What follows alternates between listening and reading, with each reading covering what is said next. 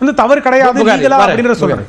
அதாவது இது ஏன் இவ்வளவு முக்கியத்துவம் பெறுகிறது, நீதிபதிகள் இப்படிப்பட்ட ஒரு முடிவை எடுக்க வேண்டிய, ஏன்னா மரியாதைக்குரிய முன்னாள் நீதியரசு கூட இந்த வார்த்தைகளை சொன்னாங்க, அவங்க வந்து விருப்பு அப்பாற்பட்டு இதை வந்து பேசணும், சொல்லணும், இந்த நபர்களை நான் சந்திச்சுன்னு.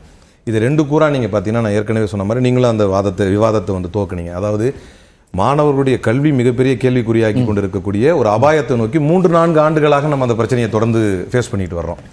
உதாரணத்துக்கு அண்ணா யூனிவர்சிட்டி இஷ்யூ வரும்போது அதான் பிரச்சனையாச்சு, யார் இப்போ அண்ணா யூனிவர்சிட்டிக்கு பொறுப்பு இருக்கிறது அப்படின்னு எல்லா மாநில அரசு சொல்லும்போது இன்னொரு பக்கம் வந்து பல கட்சி தலைவர்கள் கூட வந்து ஆளுநரை சொன்னாங்க, அவர் தான் இதற்கு மிகப்பெரிய காரணம். இது வந்து அதே மாதிரி ஆர்எஸ்எஸ் பின்குளம் போன்ற நபர்களை வந்து தேடி இவர் வந்து தன்னுடைய கட்டுப்பாட்டு இருக்கக்கூடிய நிறுவனங்களில் வந்து நியமிக்கிறாரு என்கின்ற குற்றச்சாட்டு நிறைய போய்கிட்டு இருந்துச்சு.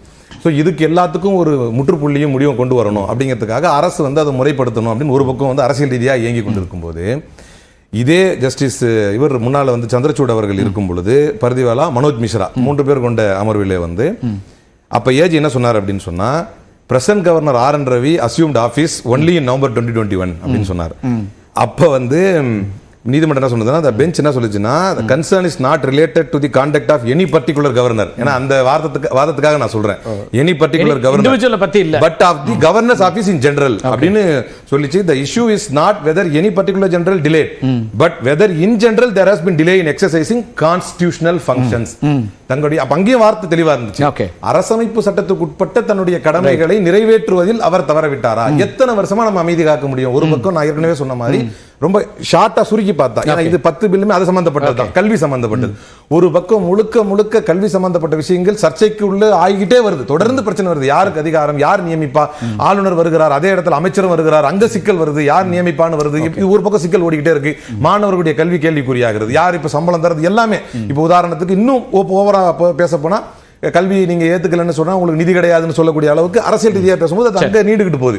இன்னொரு பக்கம் இவ்வளவு இம்பார்ட்டன்டான ஒரு மேட்டர், எமர்ஜென்ட்டான ஒரு மேட்டரை நான் ரிஜெக்ட் பண்ணதுதான், எனக்கு தெரியாத நீட்டுனா என்ன, இப்படி கல்வி சார்ந்த பல விஷயங்களில் தொடர்ந்து இவர் உள்நோக்கத்தோட செயல்பட்டு கொண்டிருக்கிறார் என்று எங்கு முறையிட வேண்டுமோ அரசியல் தாண்டி நீதிமன்றத்தில் தொடர்ந்து அரசு முறையிட்டு வருகிறது. நம்ம மட்டும் முறையிட்டா பரவாயில்ல, பஞ்சாபுக்குன்னு ஒரு தனியா கேஸ் இருக்குது இது சம்பந்தமா, கேரளாவுக்குன்னு தனியா கேஸ் இருக்கு. அதற்காக தான் அந்த வார்த்தையை சொன்னேன், பாஜக ஆளாத மாநிலங்கள் என்னுடைய முதல் சுற்று நான் சொல்லும்போது சொன்னேன். இப்ப தொடர்ந்து அந்த முறையீட்டை வைக்கும் பொழுது நீதிமன்றங்கள் தொடர்ந்து பார்த்துக்கிட்டு வருது. இப்ப இது அடிப்படையில் திரு ஷியாம் அவர்களோ அல்லது ஜஸ்டிஸ் அவர்களோ சொன்னதுலயுமே இந்த முடிவை எடுக்கக்கூடிய அதிகாரத்தை நீதிமன்றங்கள் கையில் எடுத்துக்கிட்டா அது ஜனநாயகத்தில் சரியா இருக்க முடியுமான்னு ஒரு கேள்வி வைக்கிறார். அவர்களுடைய பெரிய அனுபவத்தில் அவர்கள் சொல்லும் பொழுது அதை ஒரு கன்சிடரேஷனா எடுத்து நம்ம ஆழ்ந்து யோசிக்கும் போது, இப்ப எம்எல்ஏ சார் கேட்டாங்க இல்லையா, இப்படி எடுக்கல வேற என்ன முடிவு நீங்க எடுப்பீங்கன்னு சொல்லும்போது அது சம்பந்தமாக ஒரு ஆப்டான ஒரு ரிப்ளை தர முடிகிறதா? ஏன்னா ஒரு 4-5 ஆண்டுகளாக இந்த இஷ்யூ ஓடிக்கிட்டு இருக்குது. எனக்கு அதாவது மற்ற நேரங்களில் பேசுவோம் இல்ல நண்பர்கள், அப்ப பேசும்போது கூட என்ன ஒரு உச்சநீதிமன்றம் இப்படி சொல்லுது, கண்டிக்குது, ஆனா ஒரு லாஜிக்கல் கன்க்ளூஷனுக்கு இல்லையே அப்படிங்கிற வேதனை வருத்தம் இருந்துட்டே இருந்துச்சு. இன்னைக்கு தான் அது தீர்ந்துச்சு. அதனாலதான் முதல்ல சட்டமன்றத்தில் சொன்னார் இது வரலாற்று சிறப்பு மிக்க தீர்ப்பு. ஏன் அப்படின்னா போன 2023 நவம்பர்லயோ தொடர்ந்து ஆளுநர் விஷயங்கள் எப்போதெல்லாம் வந்து இந்த matter was taken into consideration, அந்த முடிவு இருந்துச்சு பாத்தீங்களா, இடித்துரைக்கிறாங்க, சுட்டி காட்டுறாங்க, ஆனா முடிவு வந்து ஒரு லாஜிக்கலாவே இல்ல. இன்னைக்கு அந்த லாஜிக்கலா அந்த காட்சி தோன்றதுக்கான காரணமே என்ன அப்படின்னா இப்படி ஒரு மிகச்சரியான பரந்தாமன் சொன்னதுக்கு ஒரு பின் தொடர்ச்சியான கருத்து தான். அதாவது ஒரு ஆக்ஷன் அது எரேனியஸ் நீதிமன்றம் முடிவு பண்ணிருச்சு சட்ட விரோதமானதுன்னு அப்படின்னா அந்த ஆக்ஷனை தொடர்ந்து வர்ற எல்லா ஆக்ஷனும் எரேனியஸ் இல்லையா? அப்போ 200 இப்ப நம்ம திருத்தி இருக்கோம். 200 படி 2வது முறை குடியரசுத் தலைவருக்கு அனுப்ப முடியாது, அவ்வளவுதான், ரொம்ப சிம்பிள். அப்ப குடியரசுத் தலைவருக்கு 2வது முறை அனுப்புற எல்லாமே எரேனியஸ் ஆயிருது இல்ல. அப்ப நீட்டை வந்து எப்படி குடியரசுத் தலைவருக்கு அனுப்புனாரு, இந்த 10 இதுல வரலங்கிறது வேற விஷயம். ஆனால் அதுதான் இந்த மேற்கோள் தீர்ப்பின் அடிநாதம். எனவே இதற்கு அடுத்த கட்டம் அதை நோக்கி தான் போகும். அதை தவிர்ப்பதற்கு என்ன செய்வாங்கன்னா கவர்னரை திரும்ப வளர்ச்சிக்குவாங்க, இல்ல கவர்னரை ராஜினாமா பண்ணிடுவார். அந்த எல்லையை நகருவாங்கன்றீங்களா? அதை நோக்கி தான் போகுது. ஏன்னா பாத்திமா பிவி அப்படிதான் ராஜினாமா பண்ண வேண்டிய நிர்பந்தம். தமிழ்நாட்டில் 2 உதாரணங்கள் நீங்க சொன்ன மாதிரி தொடக்கத்தை சொன்னீங்க, பாத்திமா பிவி சொன்னீங்க, இப்போ ஆர்.என். ரவி, ரெண்டுலயுமே திமுக நீதிமன்றத்தை அணுகுனது பார்த்த விஷயங்கள். அது ஒருவருக்கு வந்து எம்எல்ஏ ஆகிறதுக்கே தகுதி இல்ல, பேராசிரியர் அன்பழகன் தொடர்ந்த வழக்கு தான், தகுதி இல்லைங்கும் போது அதுக்கு பிறகு எடுத்த எல்லா ஆக்ஷனும் எரேனியஸ் ஆயிருது. முதல்ல ஒரு தவறான முடிவு எடுத்தாச்சு, சட்ட விரோதம். அதுக்கு பின்னாடி வந்த எல்லாமே சட்ட விரோதம். அப்ப முதலமைச்சரா பதவியேற்றதும் சட்ட விரோதம். அந்த சட்ட விரோத செயலுக்கு துணை புரிந்த ஆளுநரும் சட்ட விரோதம் தான். அதுதான் அதோட முடிவு. அந்த தர்ம சங்கடத்தை தவிர்ப்பதற்கு என்ன செஞ்சாங்கன்னா பாத்திமா பிவியை திரும்ப அழைத்துக் கொண்டார்கள். Personal reasons. இப்ப நீங்க நீட் விலக்கு மசோதா அது ஒரு சிக்கலா வரும், அதனால ஆளுநர் RN ரவியை திரும்ப பெறுவது அல்லது ராஜினாமாங்கிற ஒரு இடத்துக்கு வழியே இல்லையே சார். அகைன் அந்த இடத்துல அவர் ஒரு இண்டிவிஜுவல் தானே, ஆபீஸ் ஆஃப் தி கவர்னர்ங்கிறது அங்கே தானே இருக்கும். அதுல என்ன மாற்றம் வரும்? நம்ம அல்புகாரி மேற்கோள் காட்டினது இது ஆரம்பத்துல இருந்தே RN ரவிங்கிற அவரை சுற்றித்தான் இது நகர்ந்துகிட்டே இருக்கு. ஓகே, அதே மாதிரி தான் பாத்திமா பிவி சுத்தி தான் அது நகர்ந்துகிட்டே இருந்தது. அதான் சார், இப்ப நீங்களோ அதாவது ஒரு அரசியல் விமர்சகரா பத்திரிகையாளரா நீங்க ஆளுநர் RN ரவிங்கிற தனிநபராக அரசியல் ரீதியா பாக்குறது அல்லது புகாரி பாக்குறது அல்லது திரு பரந்தாமன் பாக்குறது வேற. நீதிமன்றம் அப்படி பார்க்காதுல, ஆபீஸ் ஆஃப் தி கவர்னர் அப்படின்னு தானே அதை பார்க்கும். அப்படி கேட்கிறேன் நான். அப்ப ஒண்ணு கான்டாக்ட் இருக்கும்.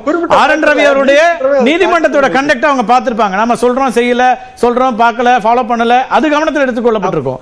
ஆனா அரசியல் ரீதியா அவர் பேசுற விஷயங்கள்லாம் நீதிமன்றம் எடுத்திருக்காதுல்ல கவனத்துல. அவருடைய பொலிட்டிக்கல் லீடர்ஸ் என்னன்னு பாப்பாங்களா? இல்ல, பல நேரங்கள்ல நீதியரசர்களே நாங்களும் தினம் பேப்பர் படிக்கிறோங்கிறதெல்லாம் சொல்லியிருக்காங்க.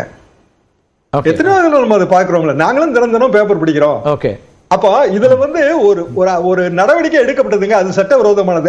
அதற்கு பின்தொடர்ந்த நடவடிக்கைகள் நீட்ல என்ன ஆகும்னு நினைக்கிறீங்க? அடுத்ததா நீட் என்ன ஆகும்? இது கண்டிப்பாக தமிழக அரசு மிக சரியாக துல்லியமாக காய் நகர்த்தும். என்ன காரணம்னா அவங்களுக்கு இதுல பொலிட்டிக்கல் அட்வான்டேஜ் இருக்கு. நம்ம பாலிடிக்ஸா பார்க்கல, ஆனா ஒரு அரசியல் கட்சி அதை பாலிடிக்ஸா தான் பார்க்கும். அப்போ இயல்பாக இந்த தீர்ப்பு, இந்த மேற்கோள் தீர்ப்பின் அடிப்படை நாதத்தை நீங்க அப்படியே எல்லாத்துக்கும் நீங்க பொருத்தி பாத்தீங்கன்னா அது பிரசிடென்ட் மேலயும் அந்த குற்றச்சாட்டு வரும். அவங்க எடுத்த நடவடிக்கையும் தவறு, சட்ட விரோதமானதுன்னு வரும். செகேசியஸ் ஹெட்ங்கிற வார்த்தையை பயன்படுத்தி இருக்கு நீதிமன்றம் இந்த தீர்ப்புல. செகேசியஸ் ஹெட்னா என்ன? அறிவு நுட்பத்துடன் கூடிய ஒரு தன்மை.